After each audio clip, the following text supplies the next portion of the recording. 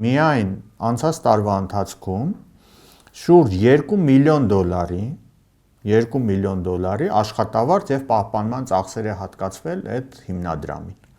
որի հոգաբարձուների խորհրդում ընդգրկված են միայն պետական պաշտոնյաներ, նախարարներ են,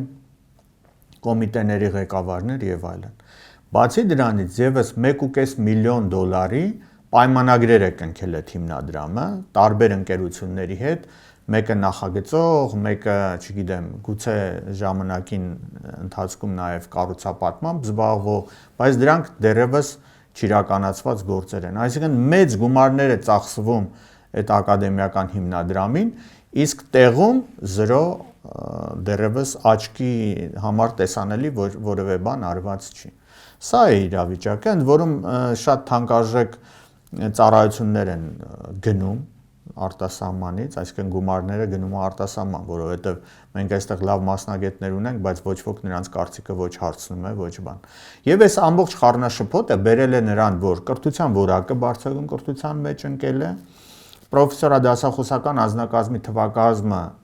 հետզհետե անկում է ապրում, վերջին 7 տարվա ընթացքում 28%-ով պակասել է մեր պրոֆեսորների, դասախոսների թիվը պետական բարձրագույն ուսումնական հաստատություններում։ Ուսման համար նախատեսված գումարներն էլ այնպես չի որ շատացել են,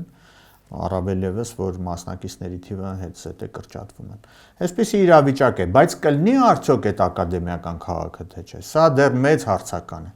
Մեծ հարցական է, որովհետեւ վերջերս կազմակերպված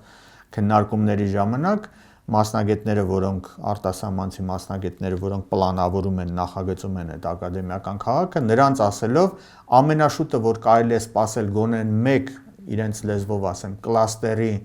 գոյությունը դա 2034 թվականն է։ Բաժանորդագրվեք Արմատ մեդիայի ալիքներին YouTube-ում, Facebook-ում, Instagram-ում եւ Telegram-ում։